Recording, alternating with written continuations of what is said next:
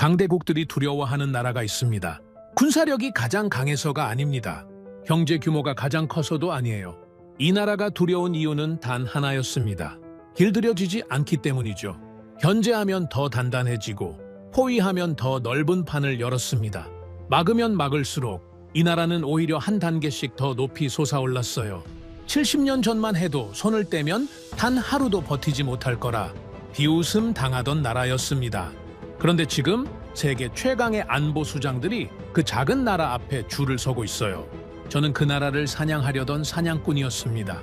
35년간 세계 안보의 판을 짜며 그 나라를 무너뜨릴 덫을 직접 설계한 사람이죠. 그런데 결국 사냥당한 건 저였어요. 대체 그 나라에서는 무슨 일이 있었던 걸까요? 지금부터 그 이야기를 시작합니다. 그 전에 잠깐 1초 만에 누를 수 있는 좋아요 버튼을 꾹 눌러주시면 영상 제작에 아주 큰 힘이 됩니다. 그럼 바로 시작하겠습니다. 무기에는 국적이 있습니다. 그리고 그 국적에는 위계가 있죠. 저는 그것을 종교처럼 믿었습니다. 독일이 설계하고 나토가 결정하고 미국이 승인한다. 그 질서는 냉전이 끝나도 바뀌지 않았고 앞으로도 절대 바뀌지 않을 거라 확신했죠. 한국은 그 위계 어딘가 맨 아래쯤 있는 나라였습니다. 미국의 해구산 아래 웅크린 분단국가, 정전협정에 서명조차 못한 채 70년을 버텨온 나라, 레오파르트 전차 앞에서는 이름도 올리지 못할 나라, 그렇게 철석같이 믿고 있었습니다.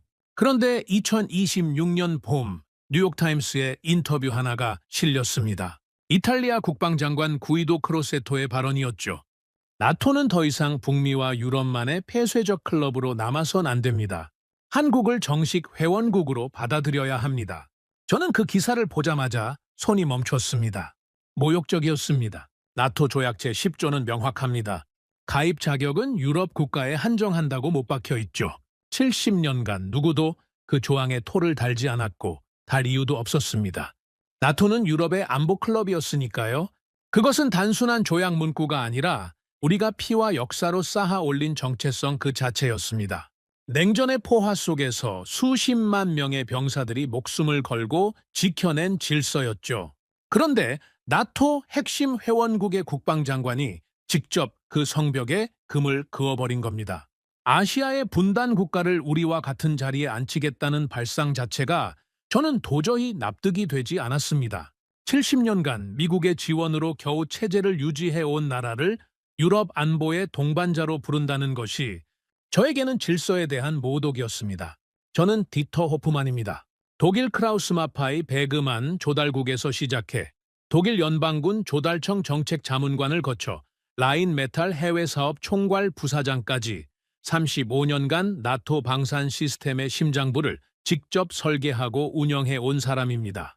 1989년 처음 공장 바닥에 발을 디뎠을 때 저는 27이었죠. 레오파르트2 전차 초기 조립 라인의 열기와 용접봉 냄새가 제 청춘의 전부였습니다. 그 시절 공장 안에는 살아있는 전설 같은 장인들이 있었습니다. 40년 넘게 같은 자리에서 같은 볼트를 조이던 노인들이었죠. 그분들의 손끝에는 어떤 매뉴얼에도 적히지 않은 감각이 담겨 있었습니다. 수십 년의 반복이 만들어낸 정밀함이었고 독일 공학의 진짜 심장이었습니다. 뮌헨의 겨울처럼 차갑고 냉정하지만 그 안에 뜨거운 자부심이 녹아있는 것, 그것이 제가 평생 믿어온 독일 방산의 본질이었죠. 독일 공학은 저에게 단순한 기술이 아니었습니다. 수십 년간 장인들이 한 땀 한 땀 쌓아 올린 철학이었고 역사였고 자존심이었죠. 그 자부심이 저를 35년 동안 움직인 엔진이었습니다. 그런 제가 크로세토의 발언을 보며 느낀 건 분노였습니다. 우리 유럽이 쌓아온 안보 질서에 대한 모독처럼 느껴졌으니까요. 하지만 그 분노는 오래가지 못했습니다. 얼마 지나지 않아 또 다른 신호가 날아들었습니다. 전 나토 사무총장 아네르스 포그 라스무센이 공개 석상에서 민주주의 중견 강국 연대, 이른바 T7 구상을 발표했습니다. 미국이 고립주의로 후퇴할 경우 안보 공백을 메울 핵심 파트너로 한국을 공식 지목한 것이었죠. 전 나토 수장이 한국을 유럽 안보의 대안 엔진으로 지목했습니다. 저는 그 발언을 듣고 처음으로 불안감이라는 것을 느꼈습니다. 단순한 외교적 찬사가 아니었기 때문입니다. 절박함이 담긴 호출이었죠. 유럽이 스스로의 힘으로는 안보 공백을 메울 수 없다는 사실을, 나토의 전직 수장이 공개적으로 인정한 것이나 다름없었습니다. 그즈음 미유럽 사령부 관련 보도들이 쏟아지기 시작했습니다. 나토에 배정된 핵심 전력이 축소되고 있다는 내용이었습니다. F-15 전투기 편대, MQ-9 리퍼 무인기, 유럽 하늘을 지키던 전력들이 하나둘 빠져나가고 있었죠. 70년간 유럽의 안보를 뒤에서 받쳐주던 미국이 진짜로 뒤로 물러서고 있다는 신호였습니다. 저는 그때까지도 스스로를 다독였습니다. 이건 일시적인 전략 조정일 뿐이라고. 유럽은 스스로를 지킬 능력이 충분하다고, 독일의 공장이 있고, 프랑스의 기술이 있고, 나토의 시스템이 있다고 그렇게 되뇌었습니다. 그런데 현실은 달랐습니다. 그해 여름 저는 독일 연방군 내부 보고서를 접했습니다. 레오파르트 전차 가동률이었는데 숫자를 보는 순간 눈앞이 아득했습니다. 30%. 전차 10대 중 7대가 멈춰 있었습니다. 부품이 없었고 정비할 숙련공도 없었습니다. 수십 년간 국방비를 삭감하고 복지 예산을 늘리는 사이 공장의 핵심 인력들은 하나둘 은퇴했고 그 자리를 채울 후계자는 길러지지 않았던 겁니다. 제가 청춘을 바쳐 만든 그 전차들이 공장 한켠에서 녹슬고 있었던 거죠. 화려한 설계도면 뒤에 숨겨진 처참한 민낯이었습니다. 저는 그 보고서를 덮으면서 처음으로 두려움을 느꼈습니다. 분노도 아니었고 당혹감도 아니었습니다. 순수한 공포였죠. 유럽의 방산 인프라가 겉으로는 멀쩡해 보이지만 속은 이미 텅 비어버린 껍데기였다는 사실이 숫자로 증명되는 순간이었습니다. 유럽 국가들은 70년 동안 미국의 군사력 뒤에 숨어 국방비를 국내 총생산 대비 1.9% 수준으로 묶어두고 복지 잔치를 벌였습니다. 그 청구서가 바로 이 숫자였던 겁니다. 자존심은 박물관에 보관해두고 안보는 미국의 외주를 맡긴 70년의 대가를 우리는 이제야 치르고 있었던 거죠. 그리고 바로 그 시점이었습니다. 나토 32개 회원국 중 30개국 대사들이 집단으로 움직였습니다. 행선지는 서울이었습니다. 여기서 한 가지를 짚고 넘어가야 합니다. 사람들은 나토 대사라고 하면 양복 입고 악수나 하는 외교관쯤으로 생각하죠. 완전히 틀렸습니다. 브뤼셀 나토 본부에 파견된 32개국 대사들은 자국의 안보 전략 전체를 대변하는 인물들입니다. 나토 조약 제5조, 즉 한 나라가 공격받으면 전체가 보복한다는 그 집단 방위의 트리거를 당길지 말지 결정하는 정점에 서 있는 자들이죠. 자국의 대통령과 총리를 대행하여 전쟁을 결의하고 군대를 움직이는 최고위급 안보수장들입니다. 일반 대사관에서 친선 행사나 챙기는 외교관들과는 차원이 다른 존재들이죠. 그런 자들이 통째로 브뤼셀을 비우고 서울로 향했다는 겁니다. 나토 역사 70년 동안 단 한 번도 없던 일이었습니다. 더 충격적인 것은 방향이었습니다. 안보 문제가 생기면 의뢰 미국 워싱턴으로 향하는 것이 불문율이었죠. 그런데 이들은 워싱턴을 건너뛰었습니다. 상전인 미국을 패스하고 서울로 직행한 겁니다. 그 선택 하나가 모든 것을 말해주고 있었습니다. 당장 자신들의 머리 위에 떨어질 포탄을 채울 수 있는 유일한 현실적 대안이 대한민국뿐임을 나토 수뇌부 전체가 몸으로 인정한 것이었죠. 저는 그 명단을 한 줄 한 줄 확인했습니다. 독일 대사, 프랑스 대사, 폴란드 대사, 핀란드 대사, 에스토니아 대사, 나토의 심장부를 이루는 나라들이 전부 포함되어 있었죠. 그리고 서울에서 벌어진 장면이 저를 완전히 무너뜨렸습니다. 강대국의 안보 수장들이 한국 방산 기업 앞에 줄을 섰습니다. 조건을 제시하러 간 것이 아니었습니다. 납품 일정을 한 줄이라도 먼저 확보하기 위해 치열하게 눈치 싸움을 벌이러 간 것이었죠. 번호표를 뽑은 건 강대국들이었고 그 번호표를 쥔 건 한국이었습니다. 갑과 을이 완벽하게 뒤집혀 있었습니다. 저는 그 장면을 직접 확인하면서 오랫동안 자리를 뜨지 못했습니다. 제가 35년간 설계하고 지켜온 세계 질서가 이미 서울을 중심으로 완전히 재편되고 있었다는 사실을 그제야 온몸으로 직감했으니까요. 나토가 한국을 선택한 것이 아니었습니다. 한국이 나토가 필요로 하는 나라가 된 것이었죠. 변한 건 한국이 아니었습니다. 스스로를 지킬 힘을 잃어버린 우리 유럽이었습니다. 그 뼈아픈 진실이 제 35년의 자부심을 산산조각냈습니다. 저는 처음에 그것을 일시적인 문제라고 생각했습니다. 가동률 30%라는 숫자가 충격적이긴 했지만 독일 공학의 저력은 그런 수치 하나로 무너질 만큼 얕은 것이 아니라고 스스로를 다독였죠. 도면은 여전히 세계 최고였고 설계 기술은 누구도 따라올 수 없다고 확신했으니까요. 하지만 그 믿음은 오래가지 못했습니다. 제가 진짜 두려움을 느낀 건 그 다음이었죠. 유럽의 포탄 창고가 바닥을 드러내기 시작한 건 우크라이나 전쟁이 터지면서부터였어요. 전쟁은 예상보다 훨씬 길어졌고 소모전의 강도는 누구도 예측하지 못한 수준이었죠. 하루에 포탄 수천 발이 날아가는 전선에서 유럽의 무기고는 순식간에 텅 비어버렸습니다. 저는 당시 유럽방위청 자문위원 자격으로 긴급 공급망 점검에 참여했어요. 회의실 테이블 위에는 각국의 재고 현황 보고서가 쌓여 있었는데 그 숫자들을 보면서 저는 속으로 비명을 질렀습니다. 해결책은 하나였죠. 미국의 손을 내미는 것이었습니다. 로키드 마틴과 레이시온에 긴급 지원 요청을 넣었어요. 돌아온 답변은 단호했습니다. 불가능합니다. 미국의 주문 잔량이 이미 10년치 넘게 밀려 있었던 거죠. 세계의 경찰을 자처하던 미국의 방산 공급망마저 완전히 한계에 부딪혀 있었습니다. 저는 그 답변을 받아들고 한동안 아무 말도 하지 못했어요.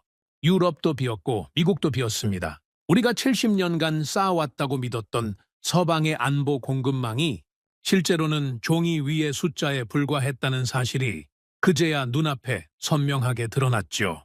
그렇다면 세계는 어디서 무기를 구하고 있었습니까? 저는 그 질문의 답을 인정하고 싶지 않았습니다. 하지만 데이터는 거짓말을 하지 않았죠. 한국이었습니다. 저는 그때 처음으로 한국 방산 생산 체계를 진지하게 들여다보기 시작했어요. 그리고 제가 발견한 것은 단순한 생산 속도가 아니었습니다. 구조 자체가 달랐죠.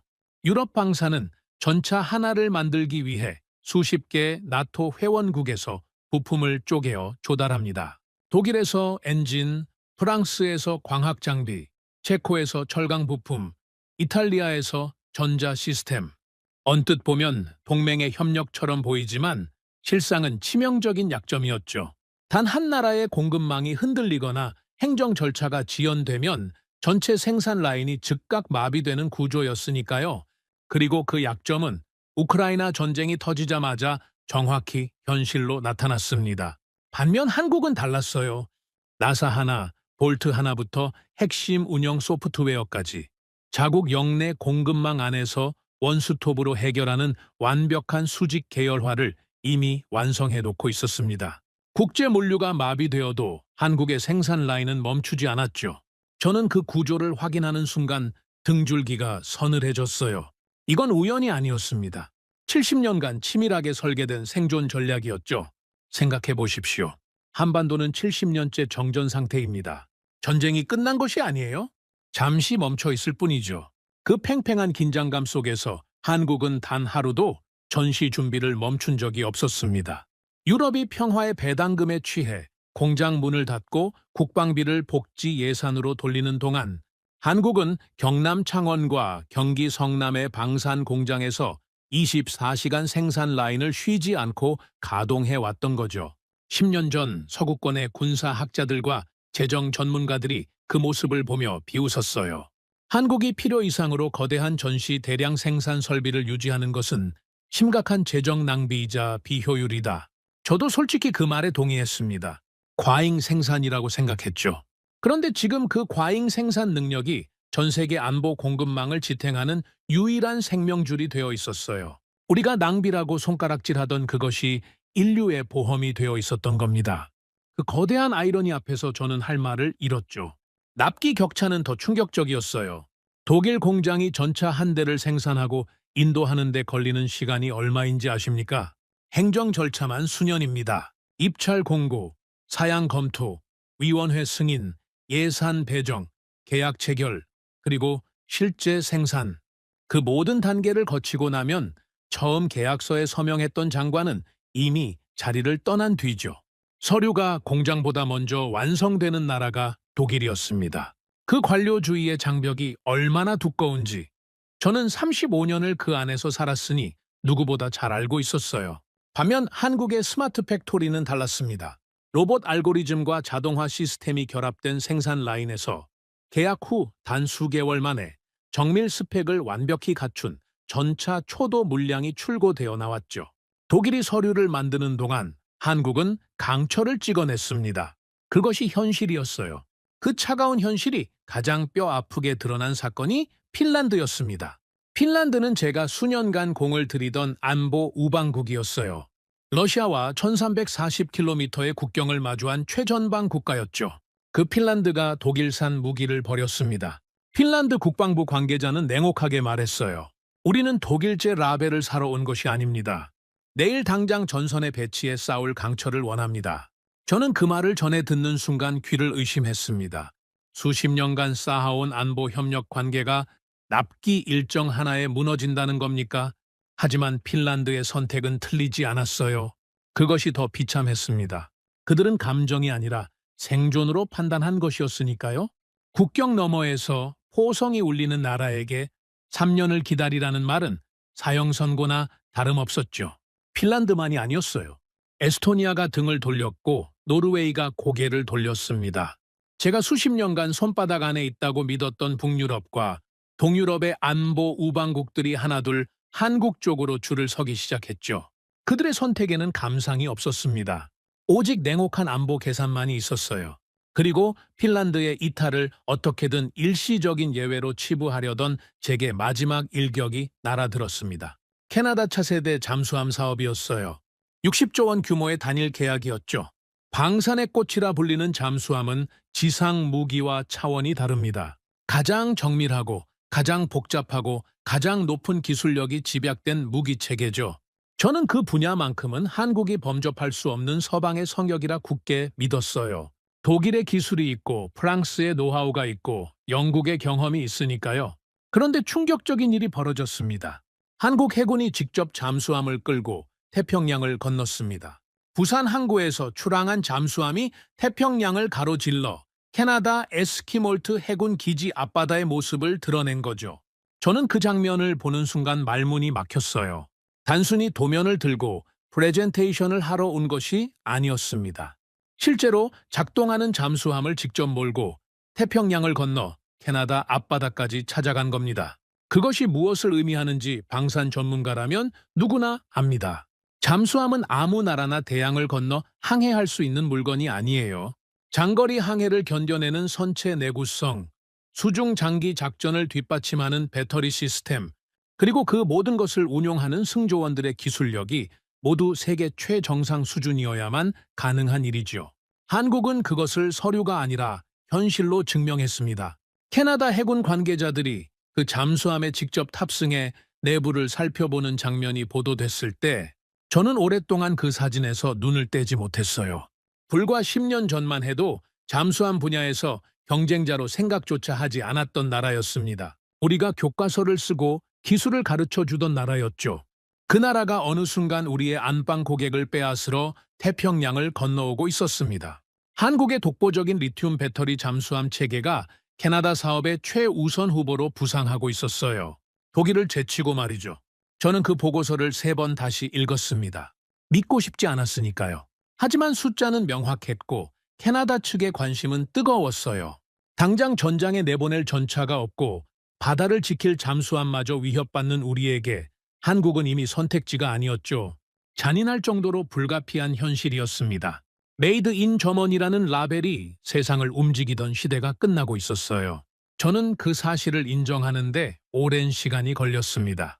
하지만 더 오랜 시간이 걸린 것은 그 다음이었죠. 실력으로 한국을 이길 수 없다면 다른 방법을 찾아야 했습니다. 제도와 금융이라는 무기가 아직 남아 있었으니까요. 실력으로 안 된다면 방법은 하나입니다. 판 자체를 바꾸는 거죠. 저는 35년간 나토 방산 시스템의 심장부에서 일했습니다. 기업인으로 그리고 유럽방위청 자문위원으로 동시에 활동하면서 저는 한 가지 진리를 체득했어요. 방산 시장에서 기업과 정부는 사실상 한 몸입니다. 라인메탈 해외사업 총괄 부사장이 유럽 방위청 자문위원을 겸직하는 것이 이상한 일이 아닌 이유가 바로 그것이었죠.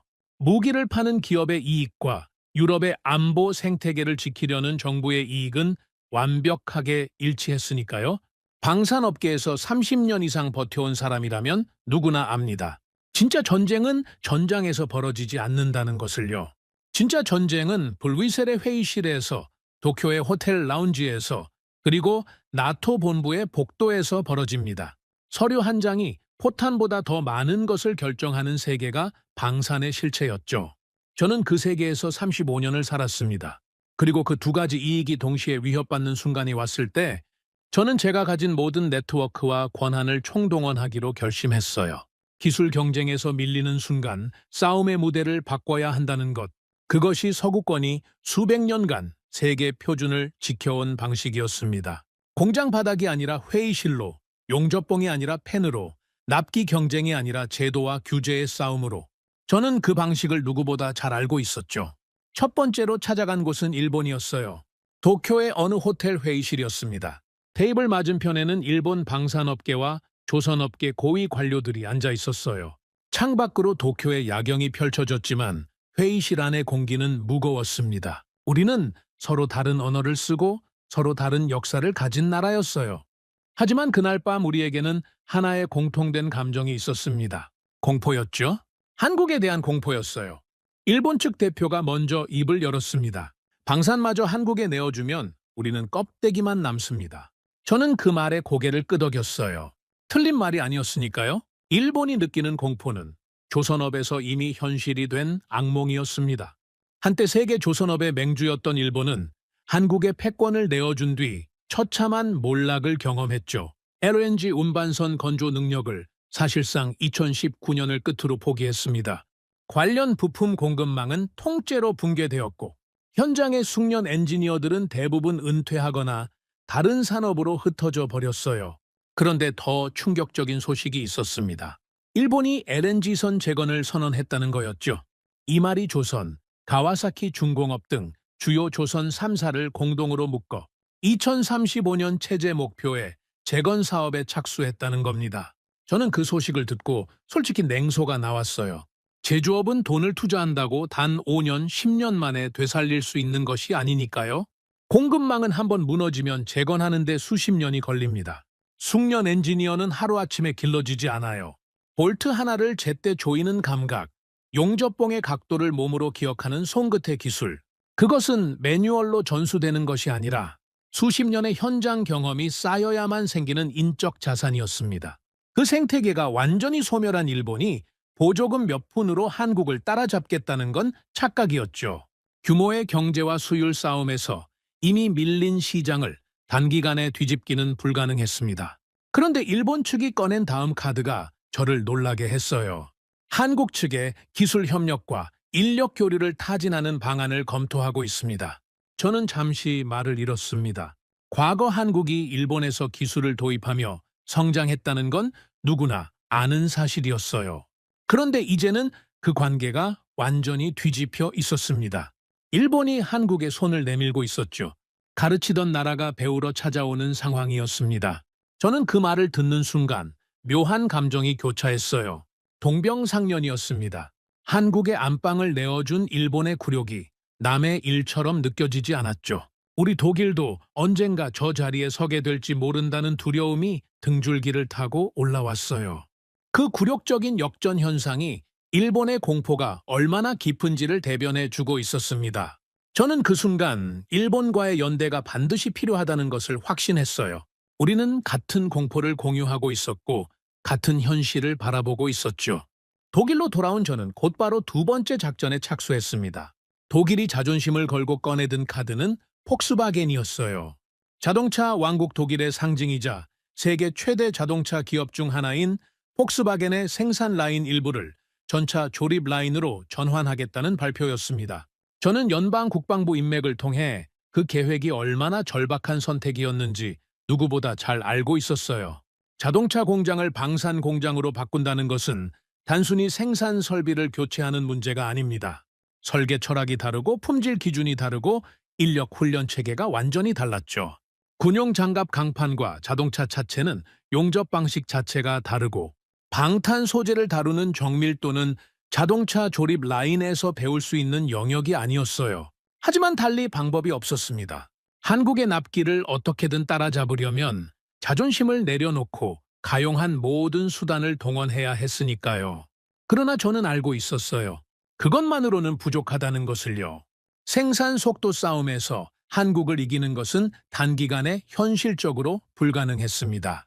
그렇다면 싸움의 무대를 근본적으로 바꿔야 했어요. 저는 유럽 방위청 자문위원 자리를 활용해 오랜 시간 쌓아온 브뤼셀의 관료 네트워크를 본격적으로 가동하기 시작했습니다. 수십 년간 함께 일했던 유럽 방위청 내부 인사들에게 조심스럽게 접촉했어요. 표면적으로는 유럽 영내 방산 생태계 보호를 위한 금융 지원 체계를 강화해야 한다는 명분이었습니다. 하지만 실질적인 목표는 달랐죠. 한국산 무기를 구매하려는 동유럽 국가들에 대한 금융 지원 조건을 대폭 까다롭게 만들고 이자율 구조에 압박을 가해 한국산 선택을 사실상 어렵게 만드는 것이었어요. 저는 직접 조항을 수정하는 권한은 없었습니다. 하지만 자문위원으로서 제가 던지는 의견은 실무진의 설계 방향에 강력한 영향을 미쳤죠. 수십 년간 이 바닥에서 쌓아온 신뢰와 인맥이 그 순간 가장 강력한 무기가 되었어요. 회의실에서 공식적으로 발언하는 것보다 복도에서 조용히 건네는 한마디가 더 큰 힘을 가지는 세계가 브뤼셀이었습니다. 저는 그 세계의 문법을 완벽하게 알고 있었죠. 겉으로 보기에는 유럽 영내 산업 보호를 위한 합리적인 금융 규정이었지만 실질적으로는 한국산을 선택하려는 국가들의 자금 조달 경로를 촘촘하게 옥죄는 덫이었어요. 하지만 금융 압박만으로는 완벽하지 않다고 판단했습니다. 심리적인 공작도 필요했죠. 저는 나토 내부에 오래 알고 지낸 고위 관료들을 통해 조심스럽게 특정 프레임을 흘리기 시작했어요. 휴정욱에서 만든 무기의 장기적 안정성과 보안 검증이 과연 충분한가? 이 문장 하나가 핵심이었습니다. 한국이 아직 전쟁이 법적으로 끝나지 않은 나라라는 사실, 정전 상태라는 불안정한 지위, 그것을 활용해 한국 무기체계의 신뢰성에 의문을 심는 작업이었죠. 나토의 기밀 보안 통신망과 한국산 무기체계의 호환성 문제를 공식 의제로 올리도록 유도했어요.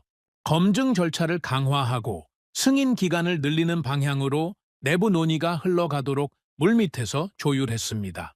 동유럽 국가들이 한국산 선택을 심리적으로 주저하게 만드는 고도의 외교적 장애 투쟁이었죠. 저는 그 모든 작업을 배후에서 주도하면서 확신했습니다. 실력으로 이길 수 없다면 우리가 만든 세계 표준과 금융의 법률로 사지를 묶으면 된다고. 제도를 설계하는 자가 세상을 지배하고 규칙을 만드는 자가 게임의 주인이 되는 법이었죠. 저는 그 규칙을 누구보다 잘 알고 있었고 그 규칙에 영향을 미칠 수 있는 자리에 있었어요. 그물은 완성되어 가고 있었습니다. 그리고 저는 그 그물이 서울을 향해 던져지는 순간을 기다렸죠. 한국이라는 거인은 결국 서방의 시스템 안에서 고립될 것이라 확신했습니다. 적어도 그때까지는요. 저는 그물을 완성했다고 믿었습니다. 금융덫과 보안 검증 프레임이 촘촘하게 짜여 있었죠. 동유럽 국가들이 한국산 지상 무기를 구매하려 해도 자금줄이 막혀 있었고 나토 내부에서는 휴정욱 무기의 신뢰성 문제가 조용히 흘러나오고 있었습니다. 저는 그 그물이 서울을 향해 완벽하게 던져졌다고 확신했어요. 그것으로 충분하다고 생각했습니다. 한국이 전차와 자주포 시장을 노린다면 그쪽을 막으면 그만이라고 계산했죠. 지상군 무기 시장을 틀어막으면 한국의 징역을 멈출 수 있다고 믿었습니다. 방산 시장에서 전차와 자주포는 가장 수요가 많고 가장 빠르게 소모되는 품목이었으니까요. 그 시장을 봉쇄하면 한국의 숨통을 조일 수 있다고 계산했어요. 하지만 그 계산에는 치명적인 결함이 있었습니다. 한국이 땅 위에서만 싸우고 있지 않았다는 사실이었어요. 처음 신호가 온 것은 폴란드에서였습니다. 폴란드 공군이 노후화된 소련제 미그 29 전투기를 전량 도태시키기로 결정했다는 보고가 들어왔어요. 저는 그 소식을 듣고 오히려 안도했습니다. 이제 폴란드가 유럽산 전투기나 미국산 전투기를 도입해야 하는 상황이 된 거니까요. 항공무기는 지상무기와 차원이 달랐습니다. 전차나 자주포는 쇠덩어리를 정밀하게 조립하면 되지만 전투기는 수십 년간 쌓아온 항공우주 기술과 전자전 시스템, 비행제어 소프트웨어가 총체적으로 집약된 산물이었어요. 그 분야만큼은 미국과 유럽이 수십 년의 기술적 해자를 쌓아놓고 있었습니다. 한국이 아무리 빠르게 성장했어도 그 벽은 넘을 수 없다고 저는 확신했죠. 유럽과 미국이 전투기 기술을 철통같이 지켜온 것이 바로 이 순간을 위한 것이었으니까요. 항공 우주 분야만큼은 우리의 성벽이 건재하다고 믿었습니다. 그런데 폴란드가 선택한 기체가 발표되었습니다. 한국산 경공격기였어요. 저는 그 소식을 처음 접했을 때 오보라고 생각했습니다. 다시 확인했죠. 오보가 아니었어요. 폴란드 공군이 유럽 최전방 하늘의 초계 임무를 한국산 기체에 맡기기로 결정한 겁니다. 저는 처음에는 냉소했어요. 경공격기였으니까요. 전투기 가운데서도 낮은 등급의 기체였습니다. 결국 가성비 싸구려를 선택한 것이다. 진짜 전쟁이 나면 저런 기체로는 아무것도 할 수 없다. 저는 그렇게 스스로를 다독였어요. 하지만 그 냉소는 오래가지 못했습니다. 폴란드 공군의 결정 이면을 들여다보기 시작하면서였어요. 폴란드 조종사들이 그 기체를 선택한 이유는 단순히 가격이 아니었습니다. 미국산 전투기를 주문하면 납기가 몇 년이었어요. 유럽산 전투기를 주문해도 마찬가지였죠. 폴란드는 지금 당장 하늘을 채워야 했습니다. 미그 29가 도태된 자리를 비워둘 수 없었어요. 러시아와 맞닿은 나라에서 하늘의 공백은 곧 죽음이었으니까요. 그런데 한국산 기체는 계약 후 수개월 안에 실제 기체가 폴란드 활주로에 내려앉았습니다. 납기였습니다. 또 납기였어요.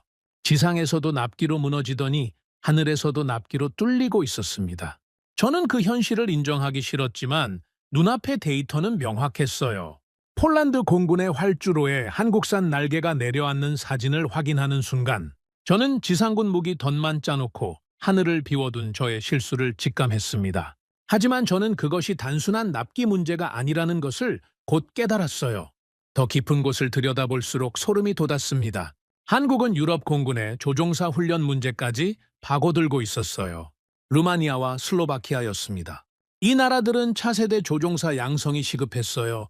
미국산 전투기 도입을 논의하면서 조종사 훈련 프로그램을 함께 요청했지만 미국의 교육 시스템은 납기도 느리고 비용도 천문학적이었습니다. 그런데 한국이 조종사 훈련 교육 시스템 플랫폼을 통째로 패키지로 제안하고 있었어요. 기체만 파는 것이 아니었습니다. 조종사를 키우는 시스템 전체를 이식하겠다는 것이었죠. 훈련기, 시뮬레이터, 교육 커리큘럼, 교관 파견까지 하나의 패키지로 묶어서 들어오고 있었어요. 저는 그 구조를 확인하는 순간 식은땀이 흘렀습니다. 단순히 기체 몇 대를 파는 것이 아니었어요. 유럽 공군의 다음 세대 조종사들이 한국산 기체로 첫 비행을 시작하고 한국식 훈련 체계 안에서 성장하는 구조를 만들려는 것이었습니다. 그 조종사들이 평생 익숙해질 시스템이 한국 표준이 되는 거였죠. 무기를 파는 것이 아니라 사람을 키우는 방식 자체를 이식하는 전략이었어요. 한번 한국식 훈련 체계 안에서 자란 조종사가 나중에 다른 나라의 기체로 갈아타는 것은 쉽지 않습니다. 손에 익은 시스템, 몸에 밴 훈련 방식이 있으니까요. 그것이 바로 한국이 노리는 것이었습니다. 조종사를 키우면서 동시에 그 나라의 공군 시스템 전체를 한국 표준으로 묶어두는 거였죠. 저는 그 설계의 정교함 앞에서 할 말을 잃었습니다. 그리고 더 뼈아픈 소식이 기다리고 있었습니다. 한국의 독자 개발 4.5세대 전투기였어요. 서방 국가들은 수십 년간 핵심 항공 기술의 이전을 철저히 거부해 왔습니다. 에이사 레이더, 생존 전술 소프트웨어, 능동 위상 배열 기술. 이 기술들은 서방이 한국에게 절대 열어주지 않은 영역이었어요. 우리는 그 기술 장벽이 한국의 항공 우주 분야 진출을 영구적으로 막아줄 것이라 믿었습니다. 기술을 주지 않으면 만들 수 없을 것이라고요. 그런데 한국은 만들어버렸습니다. 서방이 이전을 거부한 핵심 기술들을 독자적으로 개발해냈어요. 단 몇 년 만에 말이죠. 에이사 레이더를 자체 개발했고 생존 전술 소프트웨어를 독자적으로 구현했으며 4.5세대 전투기의 초도 비행과 무장 시험을 계획된 스케줄대로 완벽하게 성공시켰습니다.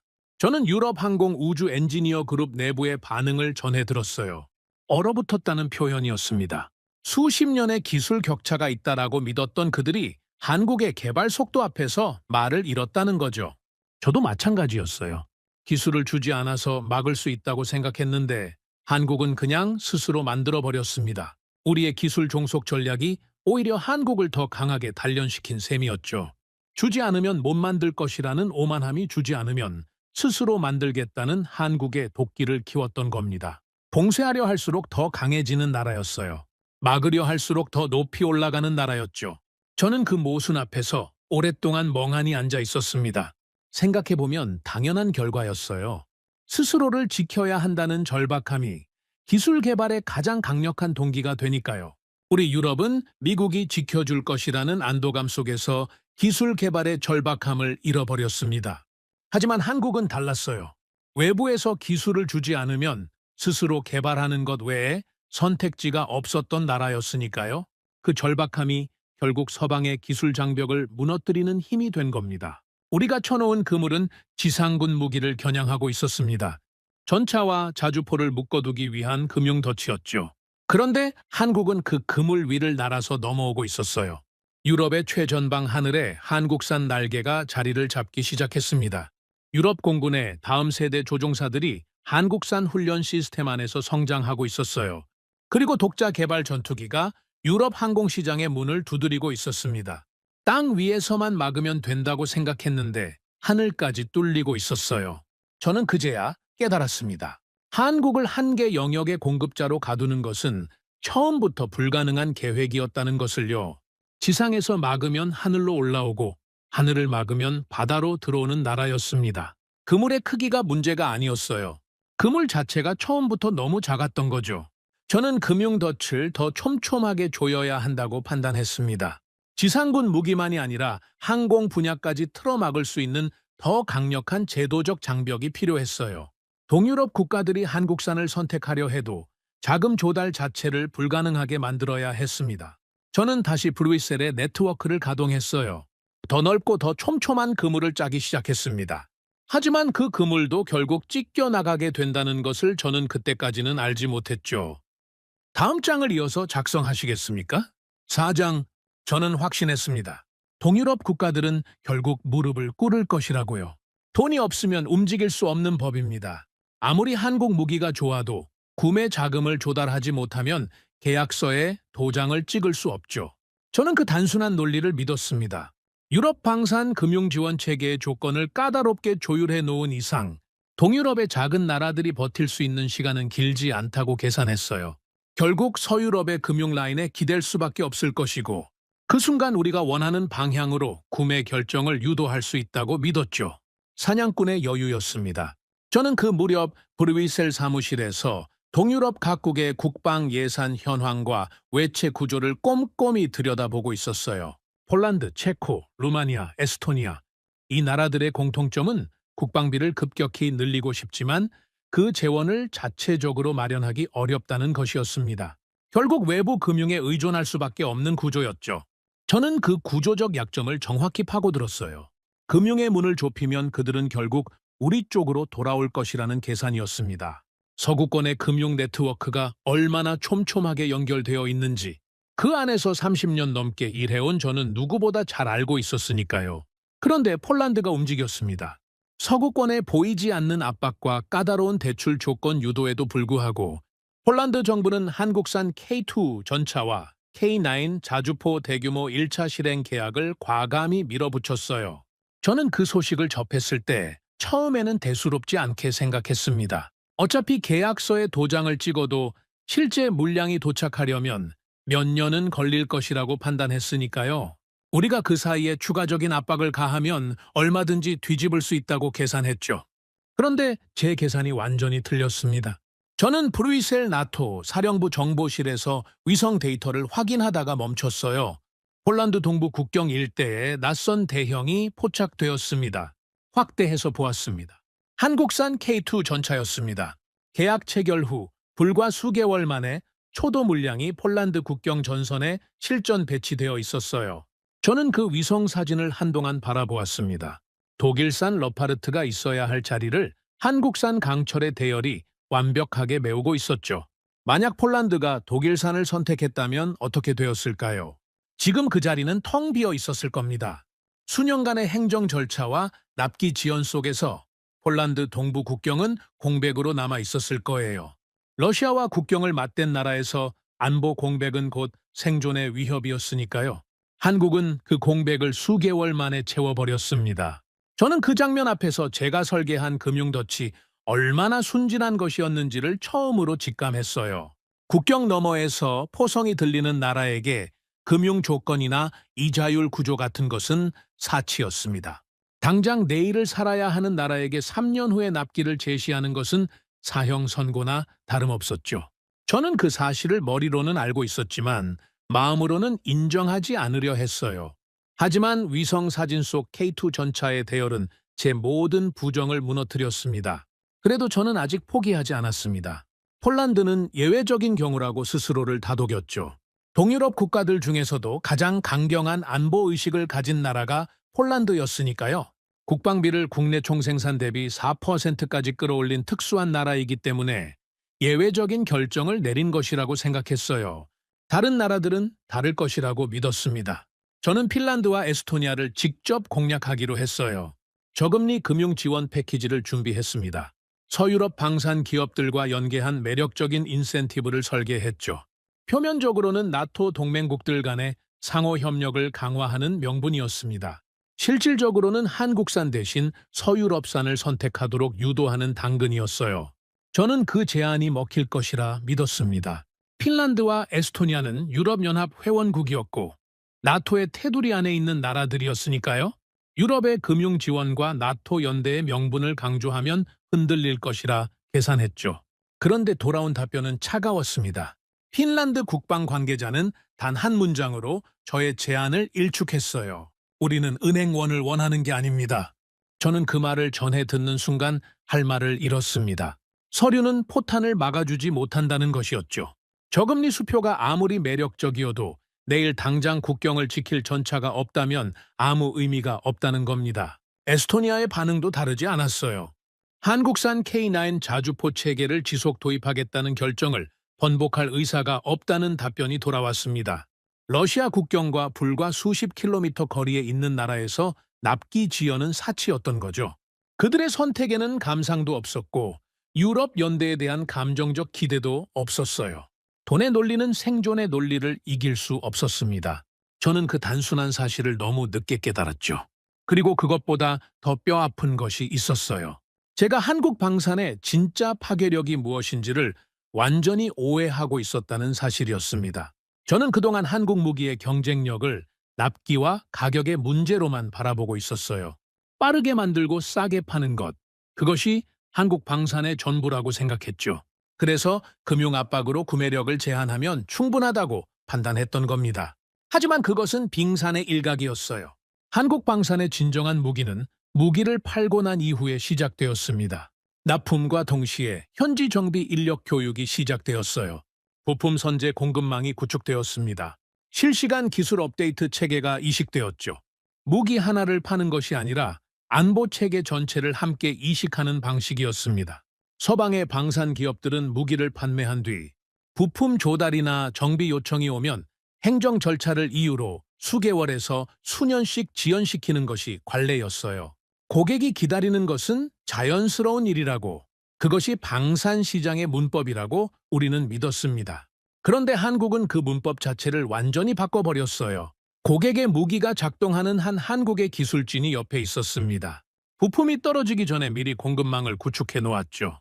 고객이 요청하기 전에 먼저 업데이트를 제공했어요. 폴란드 현지에 파견된 한국 방산 기술진이 폴란드 정비 인력을 직접 교육하고 있다는 보고서를 읽었을 때 저는 오랫동안 그 문서에서 눈을 떼지 못했습니다. 단순히 무기를 파는 기업이 아니었어요. 고객의 군사 운용 체계 전체에 깊숙이 뿌리를 내리고 있었습니다. 고객이 한국 시스템 없이는 무기를 제대로 운용할 수 없는 구조를 차근차근 만들어가고 있었죠. 이른바 락인이었어요. 한번 한국 방산의 생태계 안으로 들어온 국가는 빠져나오기 어려웠습니다. 그 구조가 얼마나 강력한지를 보여주는 사건이 터졌어요. 폴란드에서 정권 교체가 이루어졌을 때의 일입니다. 새로 들어선 정부는 전임 정부가 맺은 대규모 무기 계약들을 전면 재검토하겠다고 선언했어요. 저는 그 소식을 듣고 내심 기대를 품었습니다. 재검토 과정에서 한국산 계약이 뒤집힐 수도 있다고 생각했죠. 서방의 금융 인센티브와 나토 연대의 명분을 다시 들이밀 기회가 생겼다고 판단했어요. 저는 즉각 브뤼셀의 네트워크를 가동했습니다.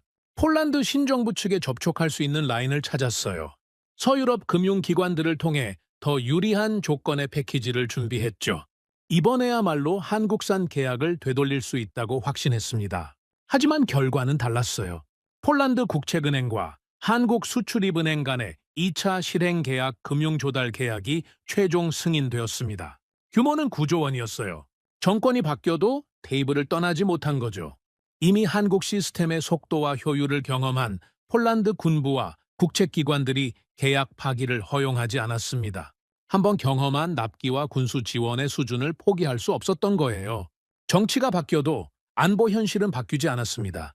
국경 너머의 위협은 어느 정권이 들어서도 동일하게 존재했고 그 위협에 대응할 수 있는 가장 신뢰할 수 있는 공급망은 여전히 한국이었으니까요.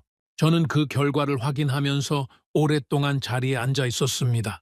제가 평생 믿어온 서유럽 중심의 방산 질서가 내부에서부터 처참하게 쪼개지고 있었어요. 동유럽 실용주의 블록이 이탈하고 있었습니다. 감정도 없었고 유럽 연대에 대한 미련도 없었죠.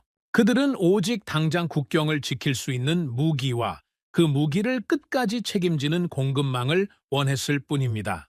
그리고 그 기준에서 한국은 이미 대체 불가능한 존재가 되어 있었어요. 제가 설계한 금융의 성벽은 처음부터 틀린 싸움이었습니다. 생존 앞에서 제도는 종이에 불과했어요.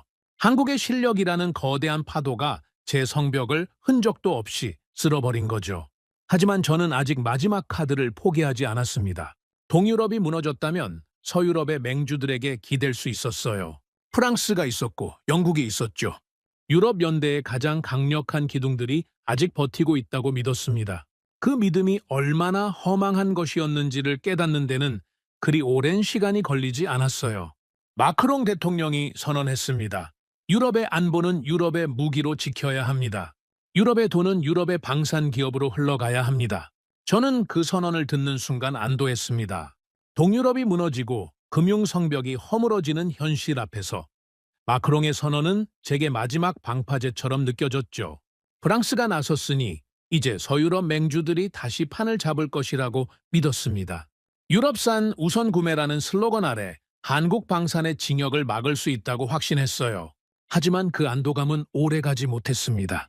마크롱의 선언이 오히려 부메랑이 되어 날아들었죠. 생각해보면 당연한 일이었어요. 유럽산 우선 구매를 외친다고 해서 유럽 방산의 납기가 갑자기 빨라지는 것은 아니었으니까요. 무기를 당장 배치해야 하는 국경 인접국들은 유럽산을 사고 싶어도 최소 3년에서 5년을 기다려야 했습니다. 그 기다림의 시간 동안 국경은 비어 있었고 위협은 현실이었죠.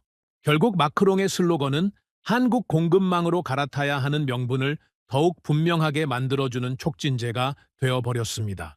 실리주의 국가들에게 유럽 연대의 구호는 공허했어요. 그들은 납기표를 받고 한국을 선택했습니다. 저는 그 현실이 믿기지 않았어요. 마크롱이 직접 나서서 유럽 방산을 지켜야 한다고 외쳤는데 그 선언이 오히려 유럽의 무능을 세상에 드러내는 확성기가 된 겁니다. 연대를 외치면 외칠수록 우리가 얼마나 한국을 두려워하고 있는지가 더 선명하게 보였죠. 그리고 이탈은 동유럽에서 멈추지 않았어요. 노르웨이가 흔들리기 시작했습니다. 노르웨이는 나토의 핵심 우방국이었고 서유럽 안보 체계에 긴밀하게 연결된 나라였죠. 저는 노르웨이만큼은 서유럽의 틀 안에 묶어둘 수 있다고 믿었어요. 지리적으로도 역사적으로도 서유럽과 함께해 온 나라였으니까요. 하지만 독일 방산의 납기 지연이 3년을 넘어서면서 노르웨이의 인내심도 한계에 다다랐습니다. 루마니아도 마찬가지였어요. 서유럽 중심 안보 체계의 핵심 우방국이라 믿었던 나라들이 하나둘 공급 안정성을 찾아 한국산으로 고개를 돌렸습니다. 이념도 아니었고 역사적 유대도 아니었어요. 오직 당장 국경을 지킬 수 있는 무기를 제때 받을 수 있느냐, 그 단 하나의 기준으로 판단한 결과였죠. 저는 그 현실을 보고받으면서 뭔가 근본적인 것이 잘못되었다는 것을 느끼기 시작했어요. 문제는 한국이 아니었습니다. 우리 유럽이 스스로 무너지고 있었죠. 그런데 더 충격적인 것이 기다리고 있었습니다. 저는 어느 날 책상 위에 놓인 보고서 하나를 펼쳤어요. 프랑스 방산 기업들의 내부 검토 문서였습니다. 내용을 읽으면서 저는 눈을 의심했죠. 프랑스 방산 기업들이 한국산 무기 체계와의 상호 운용성을 물밑에서 검토하고 있었습니다. 이미 유럽 시장 곳곳에 깊숙이 침투한 한국산 무기 체계와 하드웨어 및 소프트웨어 협력 가능성을 타진하고 있었던 거죠. 앞에서는 유럽산 우선 구매를 외치고 뒤에서는 한국 시스템과의 호환성을 따지고 있었습니다. 저는 그 문서를 덮으면서 배신감을 느꼈어요. 동맹이라는 것이 이런 것이었습니까? 연대를 외치는 목소리가 클수록 뒤에서 벌어지는 실리 계산은 더 냉혹했습니다. 한국 무기가 이미 유럽의 뼈대속으로 깊숙이 파고들어 온 현실을 프랑스 기업들 스스로가 인정하고 있었던 거죠. 그 보고서 한 장이 마크롱의 화려한 연설보다 훨씬 더 많은 진실을 담고 있었어요. 프랑스는 거기서 멈추지 않았습니다. 미국이 핵심 안보 기술을 압박 카드로 활용하며 프랑스를 조이기 시작하자 프랑스가 꺼내든 카드가 있었어요. 한국과의 포괄적 안보 파트너십이었습니다. 한국의 독보적인 조선 기술력과 방산 제조 능력을 의식해 원전과 잠수함 부문에서 협력 가능성을 조심스럽게 논의하기 시작했죠. 유럽 주권을 외치던 나라가 미국의 압박을 막기 위해 한국 카드를 만지작거리고 있었습니다. 자존심보다 생존이 먼저였던 거예요. 저는 그 아이러니 앞에서 한동안 말을 잃었습니다. 유럽 연대의 가면이 하나둘 벗겨지고 있었어요. 그리고 마지막 일격이 영국에서 날아왔습니다. 산업혁명의 발상지, 영국이었어요. 세계 최초로 증기기관을 발명하고 철도를 깔고 공장을 세웠던 나라였습니다.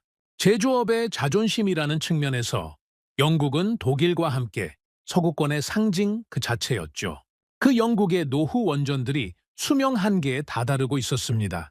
신재생 에너지로의 전환은 예상보다 훨씬 더디었고 국가 전력망은 위태로운 균형 위에 서 있었죠. 영국 정부는 새로운 원전 건설을 서둘러야 했습니다. 당연히 먼저 눈을 돌린 곳은 프랑스와 미국이었어요. 같은 서방 진영이었고 같은 나토 동맹국이었으니까요. 하지만 돌아온 현실은 참담했습니다. 프랑스 원전은 건설비가 당초 예산의 2배로 뛰었어요. 공사 기간은 끝없이 늘어났습니다. 미국 원전도 다르지 않았죠. 행정 절차와 규제의 장벽 속에서 첫 삽을 뜨는 것 자체가 수년을 잡아먹었어요. 서방 제조업의 민낯이 원전 건설 현장에서도 그대로 드러나고 있었습니다.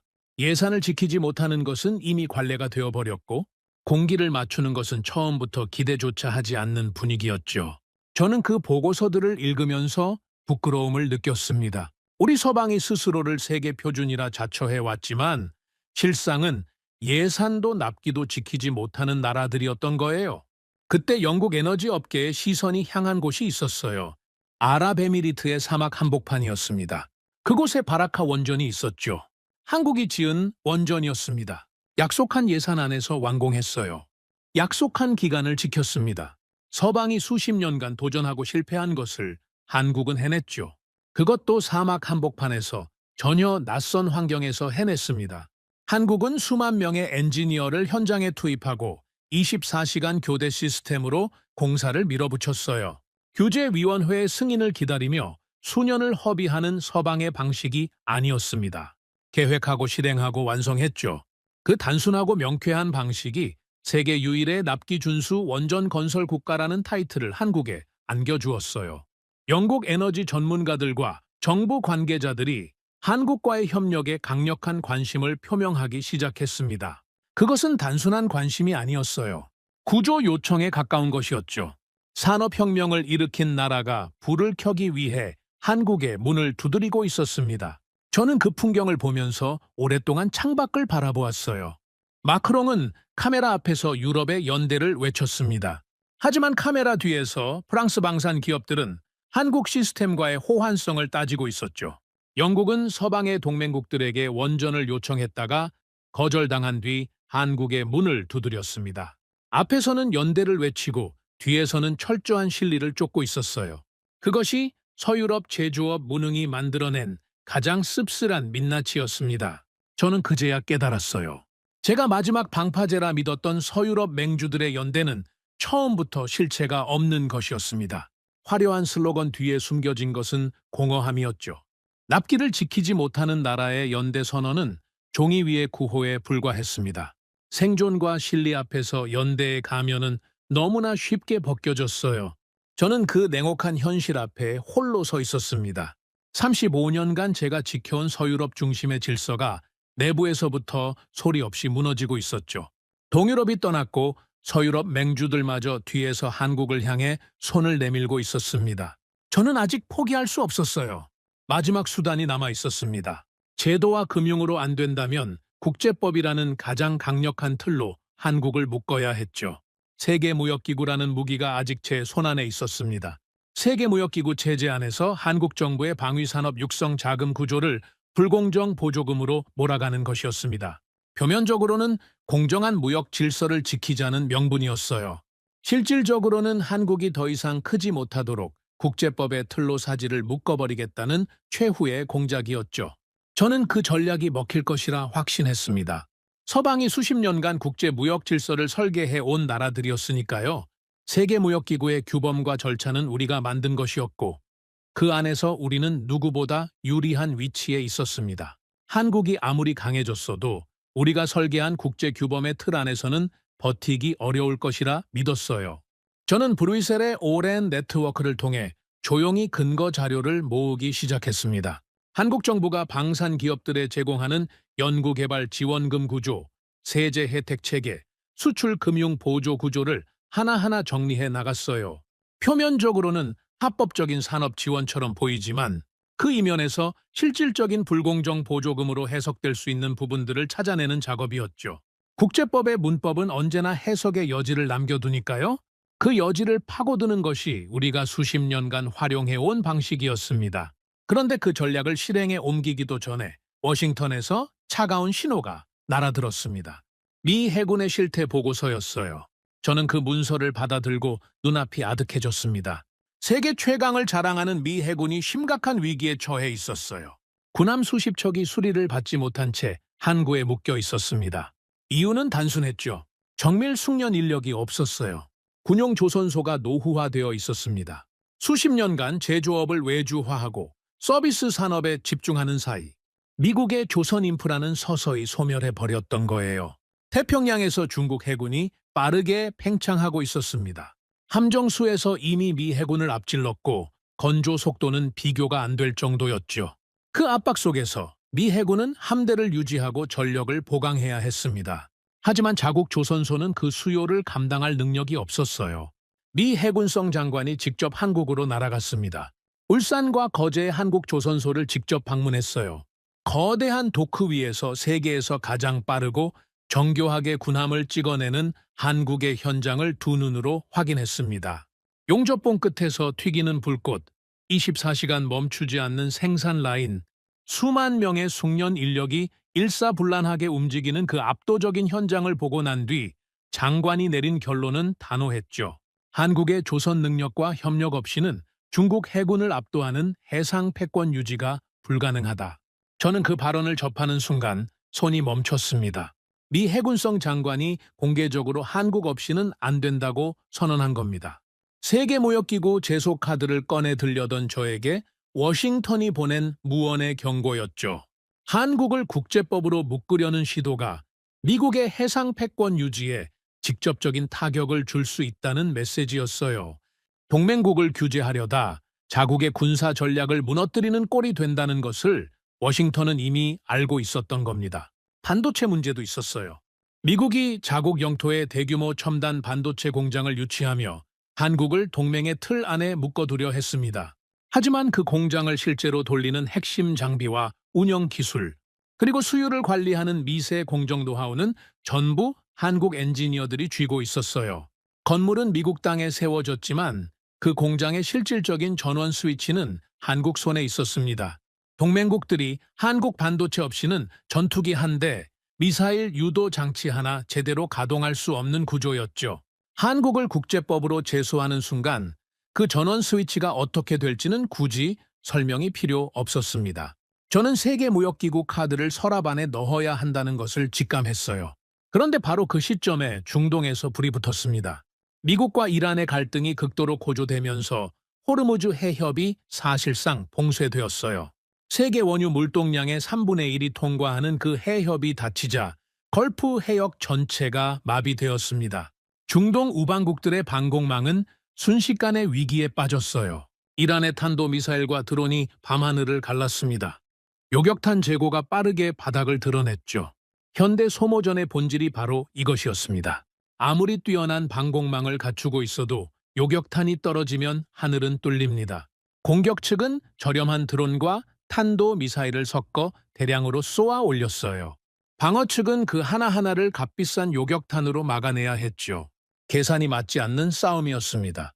서방 방산 기업들은 긴급 보급 요청을 받고도 행정 절차를 이유로 수개월씩 지연시켰어요. 우선순위를 검토하고 승인을 기다리고 서류를 준비하는 동안 중동의 하늘은 무방비 상태가 되어가고 있었습니다. 그때 아랍에미리트가 움직였습니다.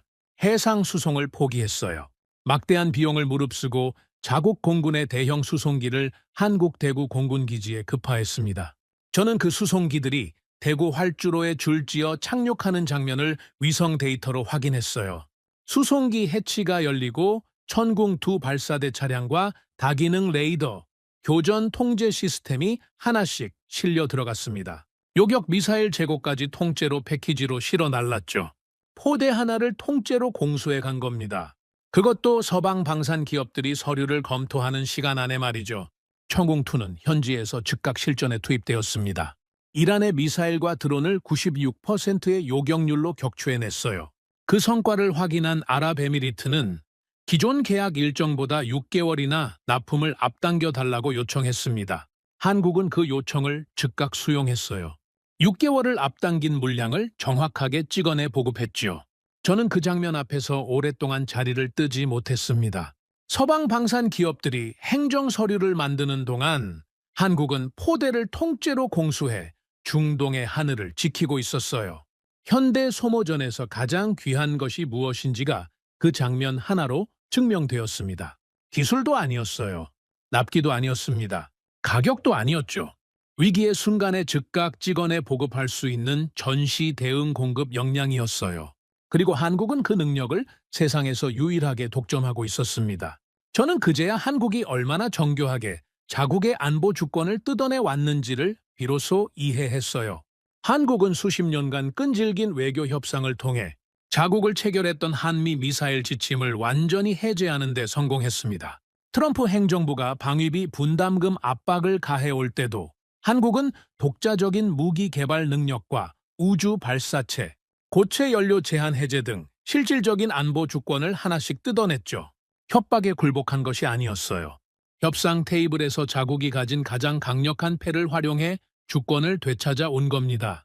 그 패가 바로 강대국들이 아쉬워하는 방산 제조 능력과 대체 불가능한 공급망이었죠.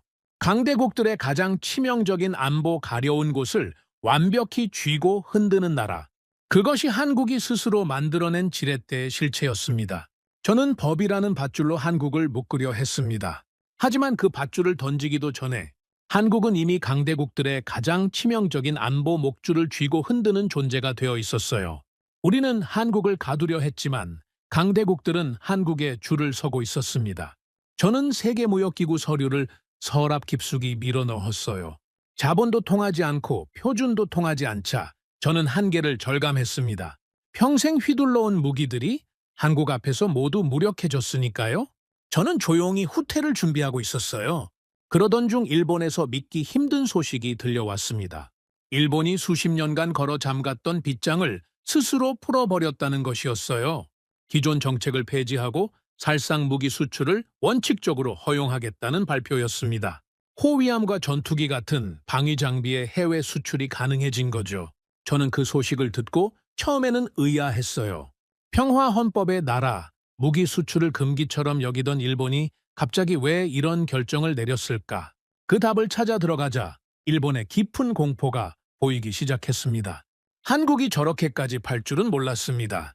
일본 방위성의 한 고위 관계자가 회의실에서 깊은 한숨을 내쉬었다는 이야기를 전해 들었어요. 불과 몇 년 전만 해도 일본은 자신들의 기술력이라면 언젠가 세계 방산 시장의 주역이 될 수 있다고 믿고 있었습니다. 하지만 한국산 전차와 자주포와 전투기가 전 세계의 조 단위 계약을 청소기처럼 쓸어 담기 시작하자 일본의 안보 수뇌부는 극도의 위기감에 휩싸였어요. 저는 일본이 왜 그토록 조급해 하는지를 들여다보았습니다. 그 뿌리는 생각보다 깊었어요. 일본은 1967년 제정된 무기 수출 3원칙에 묶여 수십 년간 살상 무기의 해외 수출이 법적으로 봉쇄되어 있었습니다. 그 결과 일본 방산 기업들은 오직 자위대라는 단 하나의 구매자만을 위해 무기를 만들어야 했어요.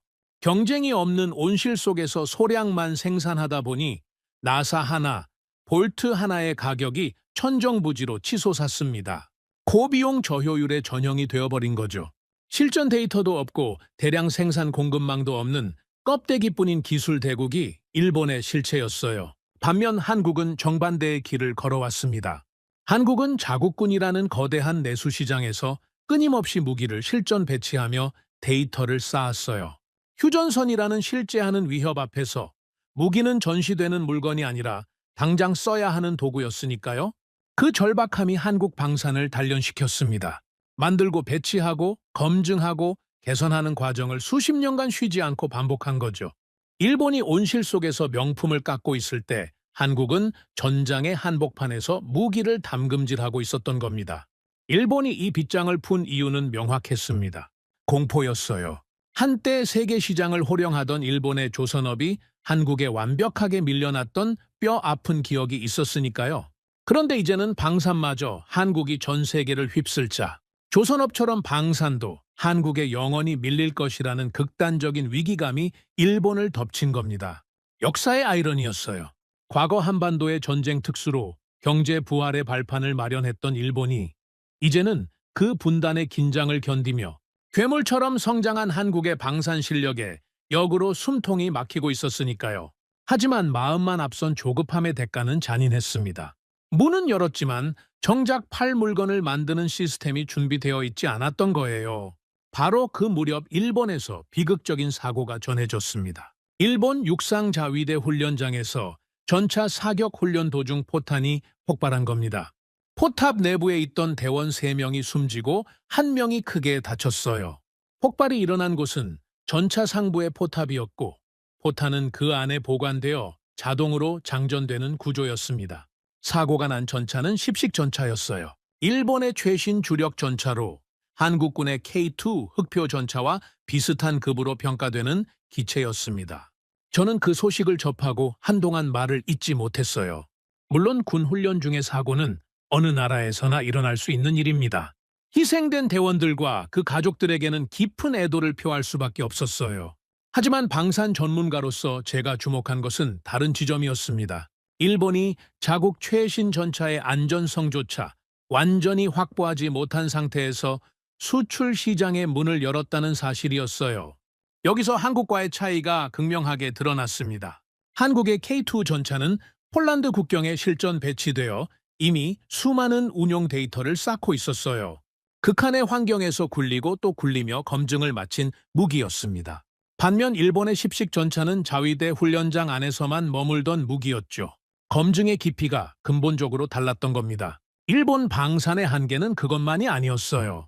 우주 항공 분야에서도 비슷한 일이 반복되고 있었습니다. 일본이 국가적 자존심을 걸었던 차세대 로켓이 첫 발사에서 실패했어요. 전 세계가 지켜보는 가운데 발사 중단 명령이 내려졌습니다. 이후 소형 발사체의 지상 연소 시험 과정에서도 폭발 사고가 거듭되었어요.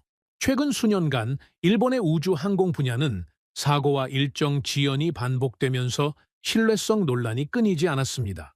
같은 시기 한국은 정반대의 성취를 이어가고 있었어요. 자체 기술로 개발한 발사체를 성공적으로 쏘아 올렸고 위성을 궤도에 안착시켰습니다. 수십 년간 외국 기술에 의존하지 않고 한 단계씩 독자적으로 쌓아 올린 결과였죠. 일본이 사고로 멈춰설 때 한국은 하늘로 올라가고 있었던 겁니다. 저는 그 대비를 지켜보며 일본 방산의 진짜 문제를 깨달았어요. 기초 체력이 부실한 상태에서 조급함만 앞섰던 겁니다. 수십 년간 고인물처럼 멈춰있던 정밀 제조 라인을 한국을 따라잡겠다고 다급하게 풀가동하다 보니 시스템 곳곳에서 무리가 드러난 거죠. 외교적으로는 큰 소리를 쳤지만 현장의 기술 생태계는 그 속도를 감당하지 못했던 겁니다. 저는 일본의 무기 자체를 무시하는 것이 아니었어요. 일본의 무기는 분명 정교했습니다. 개별 부품의 정밀도나 기초 과학 기술력 자체는 세계 최고 수준이었어요. 장인 정신으로 깎아 만든 고독한 명품에 가까웠죠. 하지만 방사는 예술품 공모전이 아니었습니다. 흙먼지가 날리고 포탄이 빗발치는 거친 실전 환경에서의 신뢰성 검증이 무엇보다 중요했어요. 가격은 한국산의 두세 배에 달하면서도 대량 생산 능력이 없었습니다. 당장 전쟁을 치러야 하는 국가들에게 일본 무기는 비싸고 느린 선택지일 뿐이었어요. 그 한계가 과거 호주 잠수함 사업에서 이미 드러난 바 있었습니다. 일본은 수주를 거의 확정지었다고 자만했어요. 그런데 정작 세계 시장에 첫 발을 내딛자마자 마케팅 부족과 생산 인프라의 한계로 처참하게 탈락했습니다. 온실 속에서만 살아온 화초가 처음 거친 바깥바람을 맞고 그대로 꺾여버린 셈이었죠. 같은 무대에서 한국은 어땠습니까? 한국은 수출 상대국의 생산 라인을 함께 지어주고 기술을 이전하고 현지 일자리를 만들어주며 시장을 파고들었어요. 단순히 무기를 파는 것이 아니라 상대국의 방산 생태계를 함께 키워주는 방식이었습니다. 세계 시장의 문법을 정확히 읽고 있었던 거죠. 그리고 무엇보다 일본에게 없는 것이 있었어요. 군수 지원 네트워크였습니다. 방산 수출은 무기 한 대를 넘기고 끝나는 것이 아니에요. 평생 부품을 대주고 시스템을 업데이트해주는 후속 지원 체계가 핵심이었습니다. 한국은 이미 전 세계 군대의 뼈대가 되어 고객들을 자신의 생태계 안에 묶어두고 있었어요. 하지만 일본은 글로벌 마케팅 경험도 해외 정비 인프라도 전혀 없었습니다. 이제 겨우 설계도를 들고 영업을 시작하려는 초짜였던 거죠. 저는 그 모든 것을 지켜보며 35년 방산 인생을 통틀어 가장 깊은 허탈함을 느꼈습니다. 솔직히 말하겠습니다. 일본이 한국의 방산을 따라잡는다는 것은 애초에 성립하기 어려운 게임이었어요. 평화 헌법의 온실 속에서 자위 대용 무기나 소량 만들며 상업적 감각을 잃어버린 일본이었으니까요. 조선업을 빼앗긴 공포에 다급하게 빗장을 풀었지만 준비되지 않은 시스템은 곳곳에서 비명을 지를 뿐이었습니다. 한국은 이미 전 세계 전선에서 완벽한 공급망을 돌리며 날아다니고 있었어요. 반면 일본은 문을 열어 젖히고도 정작 팔 물건이 없어 발을 동동 구르고 있었습니다. 그 비참한 격차 앞에서 저는 더 깊은 부끄러움을 느꼈어요.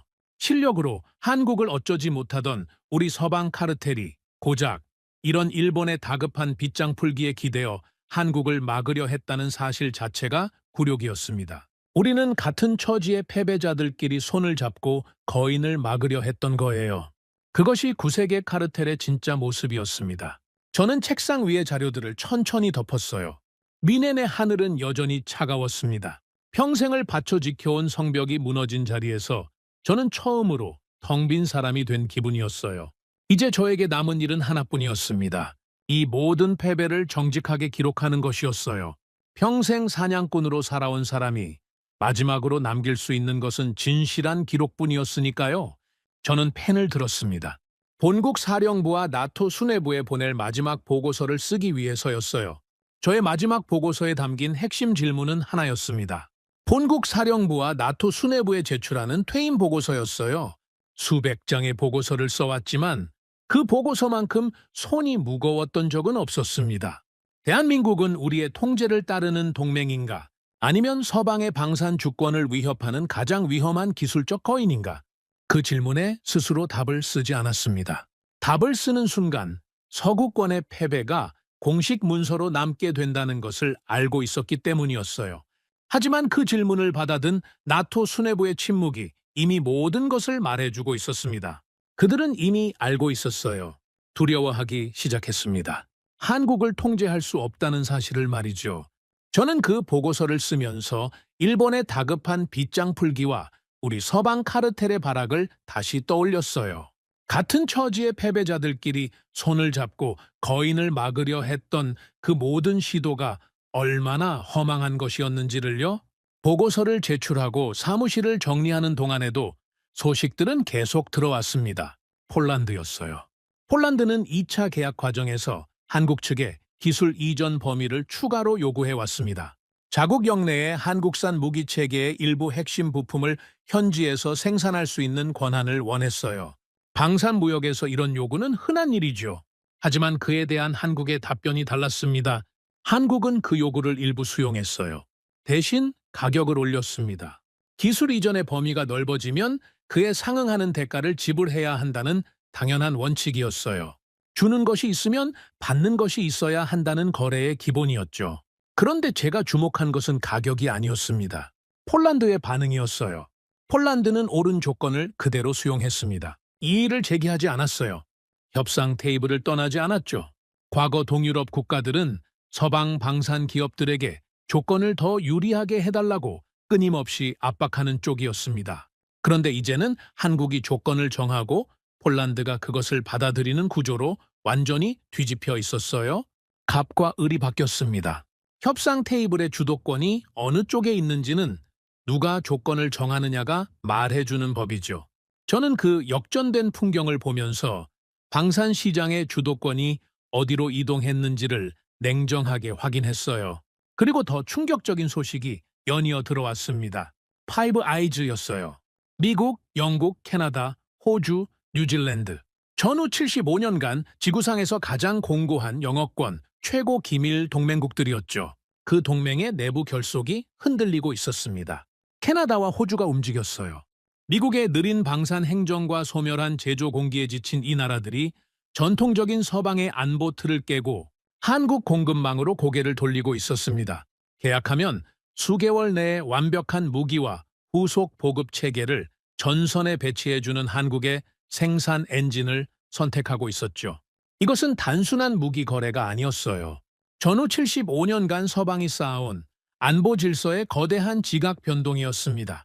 영어권 최고 기밀 동맹의 핵심 국가들이 서방의 틀 밖으로 걸어 나오고 있었죠. 호주는 특히 뼈아픈 사례였어요.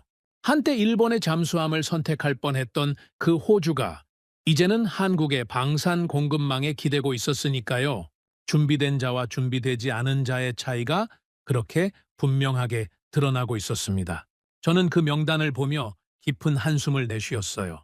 우리가 그토록 자랑하던 서방 안보 동맹의 가장 단단한 핵심마저 한국 쪽으로 기울고 있었으니까요. 그리고 전 세계 안보 거점국들에서 벌어지고 있는 또 다른 현상이 있었어요. 한국형 종합 정비창이었습니다. 폴란드에 깔렸어요. 핀란드에 깔렸죠. 에스토니아에 깔렸습니다.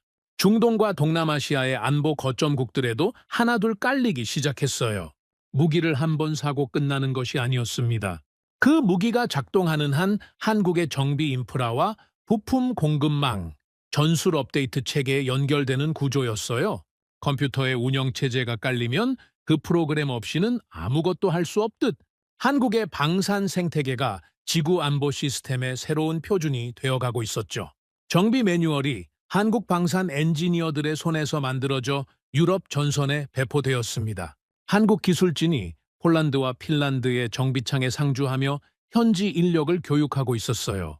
전술 업데이트가 필요할 때 서방 국가들은 이제 브뤼셀이 아니라 서울을 바라보았습니다. 한국이 표준을 정하고 세계가 그 표준을 따르는 구조였죠. 한번 이 생태계 안으로 들어온 나라는 빠져나갈 수 없었어요. 빠져나가는 순간 자국군 전체의 운용이 멈춰버리니까요. 저는 사무실 짐을 정리하면서 한 가지 장면을 떠올렸어요. 중동이었습니다. 중동 전선이 전쟁 상태로 치달았을 때의 일이었어요. 미국 대사관이 문을 닫았습니다. 영국 대사관이 국기를 내렸어요. 독일 대사관도 철수했죠. 집단 안보를 외치던 서방의 대사관들이 위험을 이유로 가장 먼저 짐을 쌌습니다. 그런데 그 폭격과 화염 속에서 끝까지 불을 밝힌 대사관이 있었어요. 대한민국 대사관이었습니다. 단 한 명의 자국민이라도 남아있다면 우리는 철수하지 않는다. 그 원칙 하나로 한국 대사관은 자리를 지켰어요. 서방의 대사관들이 떠난 자리에서 한국 대사관은 현지의 유일한 정보 채널이 되었습니다. 각국의 정보기관들이 한국 대사관을 통해 현지 상황을 파악했죠. 위기 속에서 남아있는 나라, 기술력과 납기를 넘어선 품격이었습니다. 공포가 왔을 때 도망치지 않는 나라, 그것이 어떤 계약서에도 적을 수 없는 진짜 신뢰였죠. 저는 그 장면을 떠올리며 뮌헨의 서재에 앉아 독일의 앞날을 오랫동안 생각했습니다. 한국이 걸어온 길을 되짚어보면 독일이 나아가야 할 방향이 보였어요. 한국은 외부의 도움을 기다리지 않았습니다. 생존이 절박했기에 스스로 공장을 세우고 기술을 쌓고 공급망을 만들었어요. 누가 시켜서 한 것이 아니었죠. 생존이 동기였고 주권이 목표였습니다. 독일도 그래야 했어요. 미국의 해구산 아래 안주하며 복지 예산을 늘리는 동안 우리는 스스로를 지킬 능력을 잃어버렸습니다. 공장은 녹슬었고 숙련공은 떠났어요. 하지만 한국의 사례는 그것이 되돌릴 수 없는 운명이 아님을 보여주고 있었죠. 의지가 있다면 다시 세울 수 있습니다. 포기하지 않는다면 다시 쌓을 수 있어요. 일본처럼 조급하게 빗장만 푼다고 되는 것이 아니었습니다. 기초 체력부터 다시 다지며 묵묵히 쌓아 올려야 했어요. 한국이 수십 년간 단 하루도 쉬지 않고 무기를 만들고 검증하고 개선했던 그 우직함이 진짜 비결이었으니까요. 지름길은 없었습니다. 화려한 선언이나 급한 정책 전환으로 만들어지는 것이 아니었어요. 오직 시간과 땀으로만 쌓이는 것이었습니다. 두려움을 동기로 삼는 것이 아니라 자존심을 동기로 삼아야 했어요. 독일 공학의 자존심은 무너진 것이 아니라 잠들어 있는 것이라고 저는 믿었습니다. 그 잠든 자존심을 깨우는 것이 이제 남은 세대의 과제였어요. 한국이 스스로를 지키는 과정에서 세계의 표준이 되었듯 독일도 다시 스스로를 세워야 했죠. 그것이 제가 평생의 패배를 통해 배운 가장 값비싼 교훈이었습니다. 저는 책상 위에 놓인 세계 지도를 오랫동안 바라보았어요. 극동의 작은 반도가 눈에 들어왔습니다. 1950년 1인당 국민소득 100달러가 차에 되지 않던 나라였어요. 미국의 원조 없이는 존재할 수 없던 나라였습니다. 정전협정에 서명도 못한 채 오랜 세월을 긴장 속에서 버텨온 나라였죠. 그 나라가 지금 전 세계 강대국들의 무기고를 채우고 안보 공백을 메우고 있었습니다. 기적이 아니었어요. 지옥 같은 긴장감을 묵묵히 버텨내며 용접봉을 잡고 알고리즘을 짜온 나라의 필연적인 결과였습니다. 그 피와 땀이 지금 역설적으로 전 세계의 평화를 지키는 가장 거대한 방패가 되어 있었죠. 나토가 한국을 선택한 것이 아니었습니다. 스스로를 지킬 힘을 잃어버린 구세계 앞에 한국이 나토가 필요로 하는 유일무이한 나라가 된 것이었어요. 변한 건 한국이 아니었습니다. 한국은 처음부터 그 자리에 있었죠. 변한 건 우리였어요. 안일함에 취해 스스로 무너진 우리 앞에 한국이 마침내 세계 안보의 운영체제로 우뚝 선 것이었습니다. 저는 평생 그 나라를 책상 위의 데이터로만, 견제해야 할 경쟁자로만 바라보았어요. 단 한 번도 그 땅을 직접 밟아본 적이 없었습니다. 이제는 가봐야겠다는 생각이 들었어요. 내 눈으로 직접 그 공장의 불빛을 보고 그 용접봉의 열기를 느끼고 오랜 긴장이 만들어낸 그 나라의 진짜 얼굴을 마주해야겠다고요. 평생 막으려 했던 나라가 이제는 제가 가장 배우고 싶은 나라가 되어 있었습니다. 저는 창밖을 바라보았어요. 미넨의 하늘은 여전히 차가웠습니다. 하지만 그 하늘 너머 어딘가에 제가 평생 외면해온 진실이 빛나고 있었어요. 이 모든 여정의 끝에서 제가 내린 결론은 단순했습니다. 그 고개 숙임이 패배가 아니라는 것을 이제는 알고 있었어요. 그것은 진실 앞에 서는 사람만이 할 수 있는 가장 용기 있는 행동이었습니다. 오늘의 사연은 여기까지입니다. 구독과 좋아요는 영상 제작에 아주 큰 힘이 됩니다.